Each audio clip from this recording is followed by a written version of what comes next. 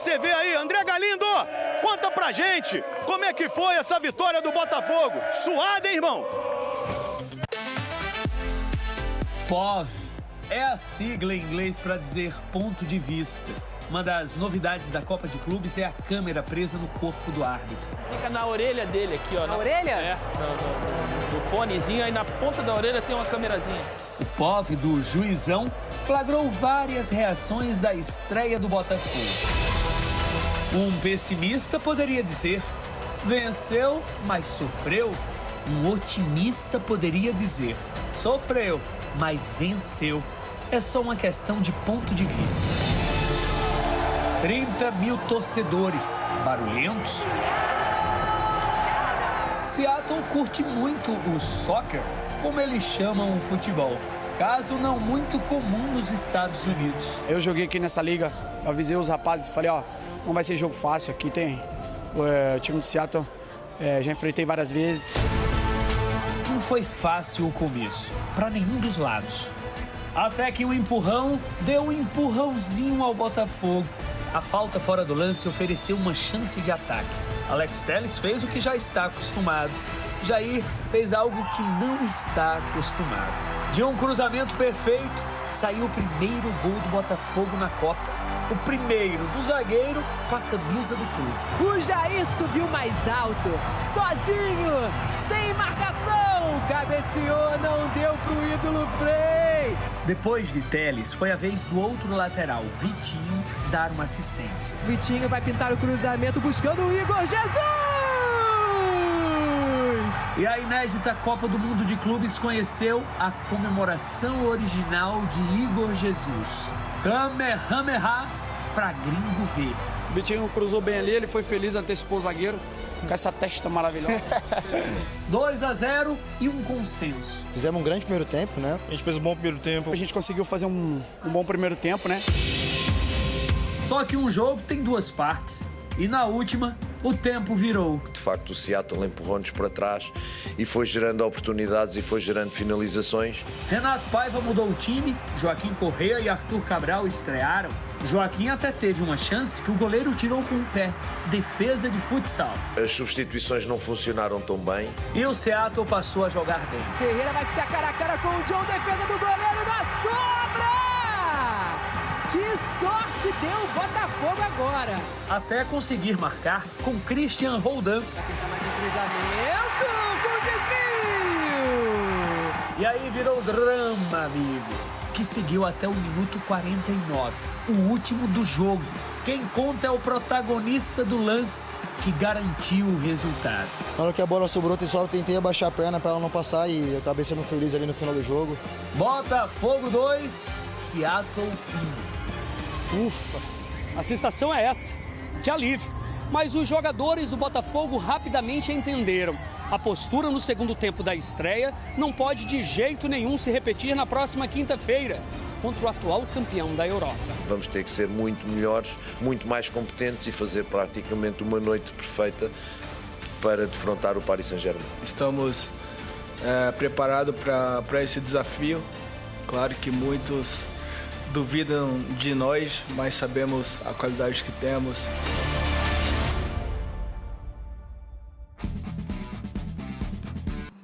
E o próximo adversário do Botafogo é o Paris Saint-Germain, atual campeão europeu, que estreou dando um sacode no Atlético de Madrid.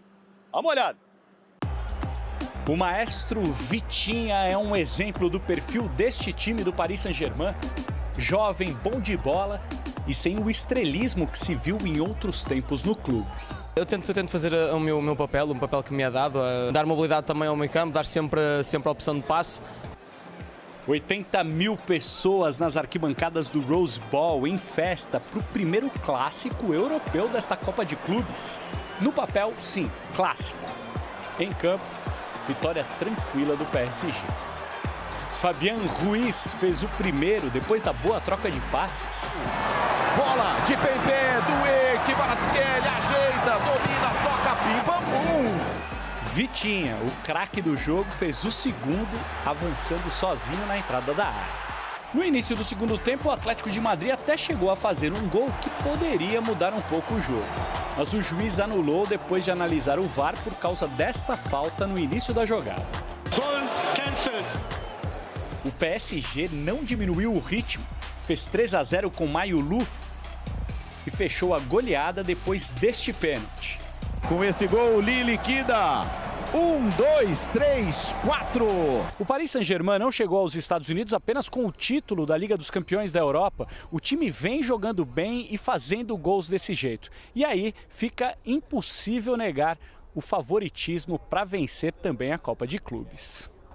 Mas nós vamos fazer o que nos levou muito longe na Champions, o que nos levou muito longe nas outras competições que ganhamos. O próximo jogo será contra o Botafogo. Descansar e depois ver o que é preciso para ganhar ao Botafogo. Nas areias de Copacabana. E o climinha? Um frio do caramba, mas todo mundo aqui junto. Por que não prestigiar e mandar energia positiva? Chegou a hora da volta! Otimismo lá nas alturas. 3-0. 4-0. 3-0. Fora o baile. E a profecia dos torcedores. O craque do jogo é Igor Jesus. A comemoração do Igor! No primeiro tempo, saíram os gols de Jair e Igor Jesus. Aí os torcedores que estavam na fanzone em Copacabana foram ao delírio. É gol de artilheiro! É gol de quem tá se despedindo! Vendido ao Nottingham Forest da Inglaterra, Igor vai deixar o Botafogo depois da Copa do Mundo de Clubes. A Júlia, a Sabrina e o Matheus já tinham adiantado que ia ser vitória do Botafogo. O placar não foi bem aquele que vocês queriam, mas o importante é estrear com vitória na Copa do Mundo de Clubes. E agora, que vem o PSG, né? Vamos ganhar, Fogo! Vamos ganhar, Fogo! Eu não conheço o PSG. Conhece algum PSG?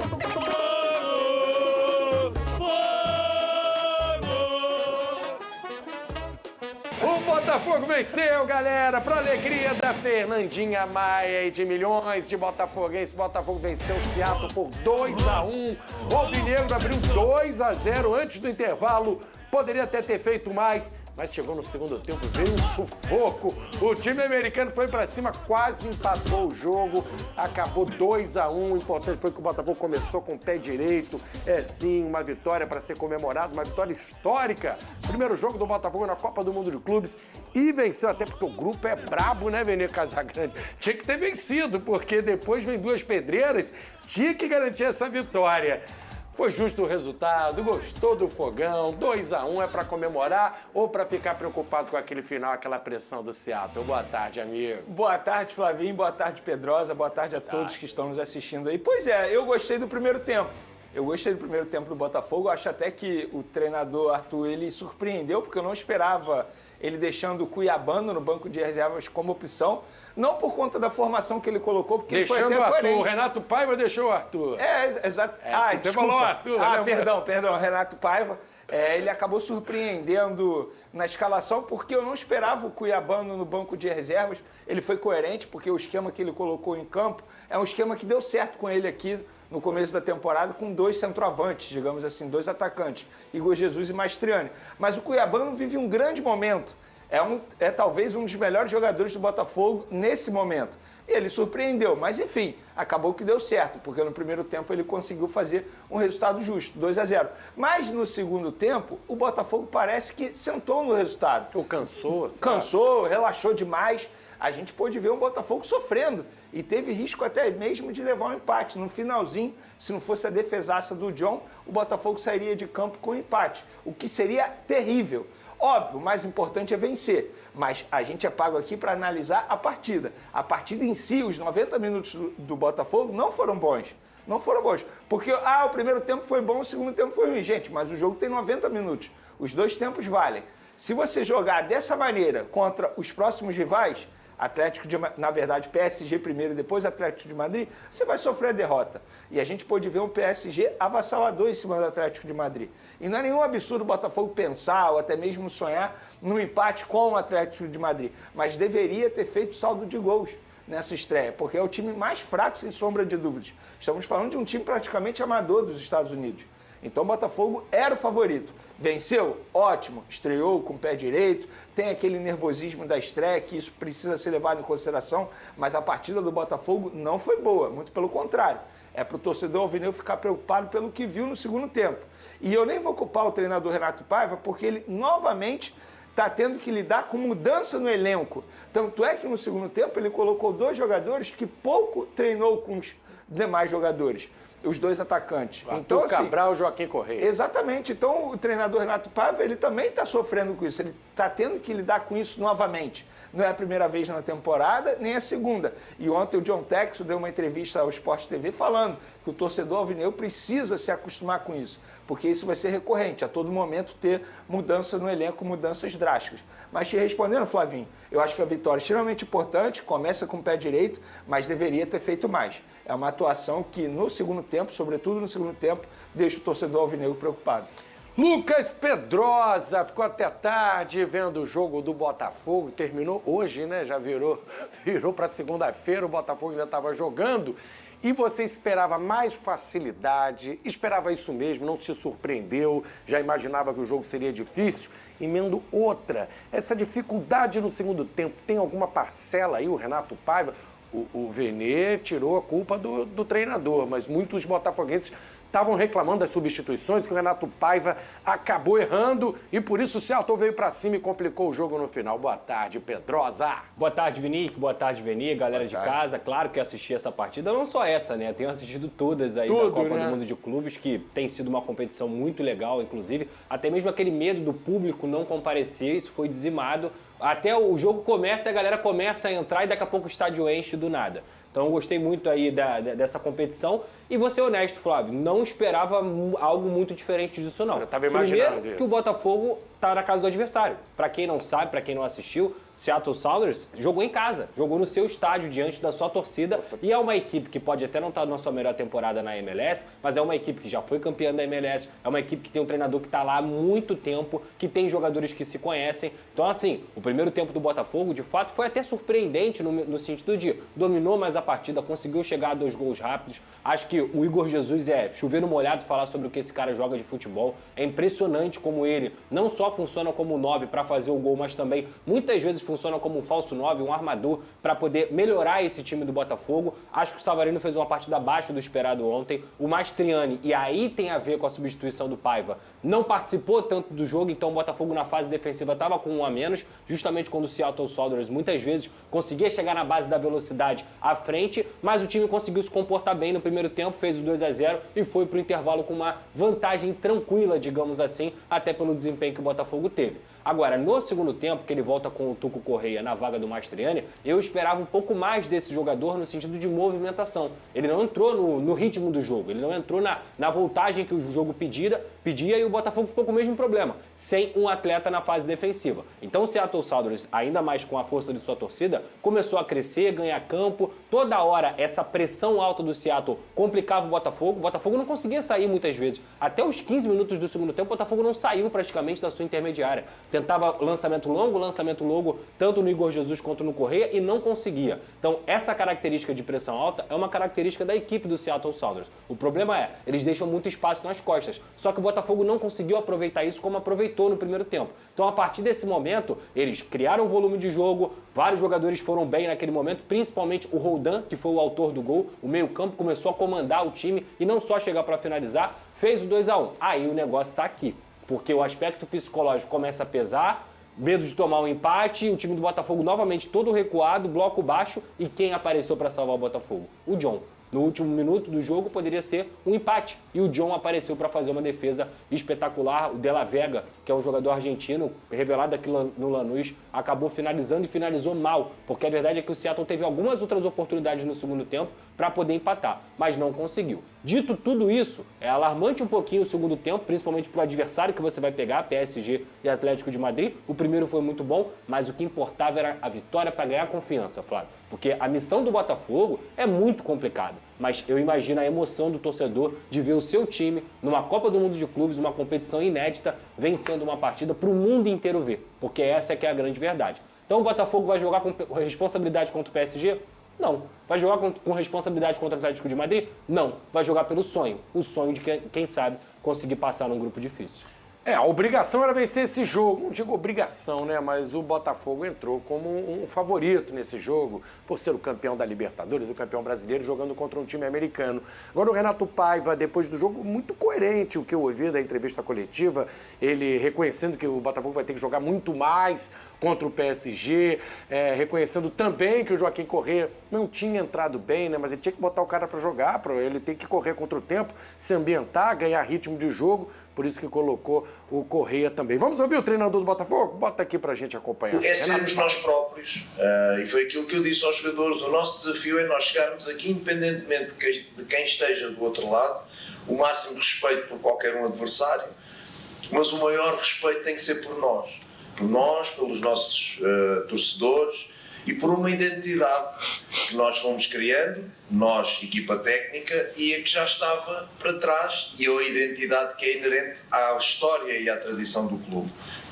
O que o Renato Paiva tem que ajeitar ou acertar, pensando no próximo turno, logo contra o PSG. Vamos pensar para a sequência. Campeonato temporada contra o PSG é difícil até pensar na melhor formação e uma saída. Ninguém consegue parar o PSG. Não dá para botar na conta do Renato Paiva e Botafogo arrumar um jeito de parar esse PSG e superar o time francês. Mas essa posição desse 10, ou esse falso 10, esse cara que ele está buscando, que hora é o Mastriani, o Cuiabano pode jogar mais avançado, testar alguém que começou agora, o que ele pode mudar aí para o jogo contra o PSG, Venê? Bom, Flavinho, sejamos francos, eu acho que o Botafogo diante do PSG tem que entrar em campo pensando em sofrer uma derrota com menos gols possível. Exemplo, perder de 1-0 já vai ser maravilhoso, pensando em saldo de gol, porque eu não acredito, assim, com todo respeito ao Botafogo, obviamente, mas eu não acredito o Botafogo superando o PSG. Ainda mais depois do que a gente viu do PSG diante do Atlético de Madrid. É um time muito bom. É uma missão praticamente impossível o Botafogo superar o PSG. Como que você vai parar o Vitinha, que está jogando muita bola? Aí tem o Nuno Campos na lateral esquerda. Aí talvez o Dembélé entre campo. Gente, assim, com todo respeito, é muito difícil você parar o PSG nesse momento. É entrar em campo para você não ser humilhado, para não levar uma goleada tal como o Atlético de Madrid levou de 4-0. Então, é difícil, é uma missão praticamente impossível. Talvez você conseguir dar ritmo de jogo a alguns atletas. O Savarino, como o Pedrosa mencionou, acho que pode render mais. Talvez tenha até entrado na base da dificuldade, porque a gente pôde ver no noticiário dizendo que ele era dúvida para o jogo de estreia do Botafogo. Então, isso é uma missão praticamente impossível. Inclusive, uma curiosidade, os 2 jogadores que fizeram gols ontem, na vitória do Botafogo, já estão de saída do Botafogo. Os 2. Estão se despedindo do Botafogo. Então, assim, é o próprio Botafogo mudando de elenco no meio da temporada. Agora, esse duelo do Botafogo-PSG é o famoso boa sorte ao alvinegro. Seja o que Deus quiser, né? A Fernandinha tá lá, vai ver de perto, não sei se pra alegria ou pra tristeza dela, mas ela vai estar lá. Deve ser legal, bacana, ver o é um jogo histórico. Ao vivo, assim. O problema é ver contra o seu time. PSG ou Botafogo? Contra o seu time. Acho que ela foi com o coração ver o Botafogo e com os olhos ver o PSG, entendeu? Todo mundo quer ver o PSG. É muito complicado, tá, Flávio? O PSG hoje ele tá numa prateleira sozinho no futebol. Sozinho, né? Sozinho. Não é que... Se na decisão da Champions ele goleia, exatamente, é porque o segundo melhor tá bem distante. Mas aqui, projeção então. PSG campeão, você acha? Não, eu não acho que dá pra projetar, porque assim, por exemplo, vai pegar PSG e Real Madrid. O jogo se iguala pelo tamanho do Real Madrid. Vai pegar PSG e Bahia. Pô, o Bahia meteu 10 ontem, tudo bem, uma equipe com jogadores que são semi-profissionais, que dividem a vida de profissional com os empregos que eles têm na Nova Zelândia. Mas assim, o Bayern é muito forte também, o Real Madrid é muito forte, o Manchester City do Guardiola você nunca pode duvidar. Só que se você for colocar em prateleira hoje, o PSG tá sozinho nessa prateleira. E a segunda prateleira é Real Madrid, é o Manchester City, é o Bayern de Munique e tudo mais. 5-0 na final contra a Inter. 4-0 fez o time do Simeone, que teoricamente é um time defensivo, parecer nada. O Calu pode piorar, mas o Calu é ruim para todo mundo. O Calu é ruim para o PSG e o Calu é ruim para o Atlético de Madrid.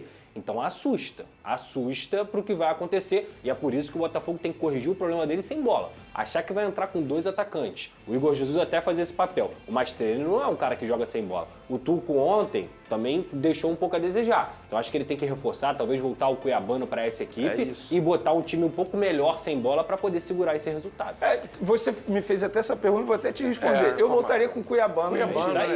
Porque eu confesso que eu fiquei surpreso ele não começar com o Cuiabano nesse jogo. Embora, repito, ele foi coerente na escalação, porque ele colocando 2 centroavantes, 2 atacantes, é uma formação que deu certo com ele. Mas o Cuiabá não vive grande momento. E é um jogador que faz uma reposição muito boa também no lado esquerdo. Eu começaria com ele. Mas eu colocaria o Savarino jogando como 10. É isso. Deixa o Arthur na direita, o Cuiabano na esquerda, Igor Jesus 4-2-3-1. Na minha opinião, ele vem jogando no 4-4-2. Era assim que eu montaria. No 4-2-4, depende da fase, mas o 4-2-3-1 deixa o Botafogo um pouco mais sólido nesse sentido. Olha só como é que tá hoje, o Botafogo estaria classificado para as oitavas de final da Copa do Mundo de Clubes, que no momento é o segundo colocado, o Paris Saint-Germain é o primeiro, goleou na estreia, e o Botafogo também venceu, por isso está nessa segunda colocação com 3 pontos, o Seattle e o Atlético de Madrid zerados. Aí na próxima rodada, o jogo dos líderes, Botafogo e PSG, e o Botafogo ainda encara o Atlético de Madrid, que a gente imagina que vai ser a decisão da segunda vaga do grupo. Tudo isso muito na teoria, mas é difícil ficar diferente, né? O PSG, ainda mais depois da goleada, não ficar em primeiro e o Botafogo brigando com o Atlético de Madrid aí por essa segunda colocação. Tudo resultado entre Atlético e o Seattle, né? Aí, por conta de saldo de gols, entendeu? Pro Botafogo foi ótimo o Paris ter goleado. É isso. Foi ótimo. O negócio é ele não ser goleado também, né? Exato. Entendimento. O meio-campo Arthur, que passou pelo Barcelona, foi oferecido ao Botafogo, segundo informações do portal Estrela Solitária. O meio-campista vestiu as cores do Girona nesta temporada, sob empréstimo da Juventus, da Itália. Fora dos planos da Juventus, o clube italiano esperar negociar o brasileiro na nova temporada. Assim, ele teve o nome passado para a diretoria alvinegra, que avalia a contratação para após a Copa do Mundo de Clubes. O lado tático e salarial serão 2 fatores estudados pelo mandatário norte-americano, John Testor. Além disso, a adaptação de Arthur no futebol brasileiro. Após isso, a diretoria do Botafogo terá uma decisão sobre a contratação do brasileiro. Arthur pode ser visto como o substituto de Wendel, que chegou a ser anunciado como um grande reforço para o segundo semestre dessa temporada, mas devido a questões geopolíticas, o Glorioso teve que cancelar a contratação do jogador. Com passagens por Barcelona, Juventus, Liverpool, Fiorentina e, agora, Girona, a grande revelação do Grêmio não conseguiu ir bem na Europa devido às lesões, além, é claro, de outros fatores. O melhor momento no velho continente foi na Espanha, pelo Barcelona. Há também uma boa passagem pela Fiorentina, sob empréstimo da Juventus. Bom torcedor alvinegro, agora eu quero saber de você.